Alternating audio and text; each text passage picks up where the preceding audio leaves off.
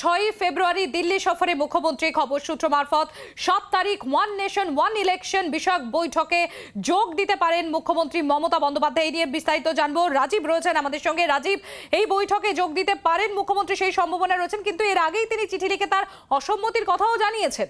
দেখো, মুখ্যমন্ত্রী মমতা বন্দ্যোপাধ্যায় দিল্লি আসছেন, 6 ফেব্রুয়ারি দিল্লি আসছেন।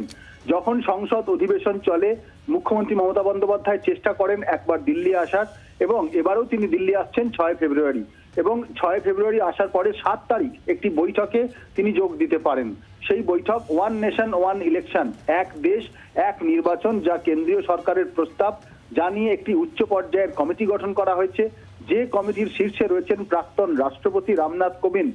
সেই কমিটিকে চিঠি লিখে মুখ্যমন্ত্রী মমতা বন্দ্যোপাধ্যায় তৃণমূল নেত্রী হিসেবে তার দলের অসহমতির কথা জানিয়ে দিয়েছিলেন, এবং দীর্ঘ চিঠিতে, 4 পাতার চিঠিতে তিনি একেবারে ছত্রে ছত্রে লিখেছিলেন কেন তিনি বিরোধিতা করছেন।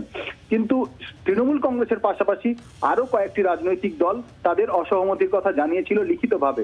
আর তারপরেই কমিটির তরফ থেকে এই রাজনৈতিক দলগুলিকে, সেই রাজনৈতিক দলের শীর্ষ নেতাদের জানানো হয়েছিল তারা চাইলে সশরীরে এসেও তাদের অসহমতির কথা জানাতে পারেন। সূত্র মারফত খবর পাওয়া যাচ্ছে, সেই কারণেই মুখ্যমন্ত্রী মমতা বন্দ্যোপাধ্যায় তিনি 7 তারিখে রামনাথ কোবিন্দ অর্থাৎ প্রাক্তন রাষ্ট্রপতি এবং এই উচ্চ পর্যায়ের যে কমিটি গঠন করা হয়েছে ওয়ান নেশন ওয়ান ইলেকশন বিষয়ক, সেই কমিটির কাছে তার যে অসহমতির কথা তিনি জানাবেন, এবং 8 তারিখ আবার তিনি কলকাতায় ফিরে যাবেন। দেখো, মুখ্যমন্ত্রী মমতা বন্দ্যোপাধ্যায় কাল থেকে তিনি ধর্নায় বসছেন কেন্দ্রীয় বঞ্চনার প্রতিবাদে, এবং তার ধর্না শেষের পরেই তিনি দিল্লি আসছেন যখন সংসদ অধিবেশন চলবে, এবং যখন বিরোধী শিবিরের ইন্ডিয়া অর্থাৎ ইন্ডিয়া অ্যালায়েন্স, যে ইন্ডিয়া জোট, তাদের জোট এবং বিজেপি বিরোধী জোট নিয়ে আলোচনা চলছে, আসন ভাগাভাগি নিয়ে আলোচনা চলছে। সেই দিক থেকে দেখতে গেলে মুখ্যমন্ত্রী মমতা বন্দ্যোপাধ্যায়ের এবারের দিল্লি যাত্রা কিন্তু অত্যন্ত তাৎপর্যপূর্ণ হতে চলেছে।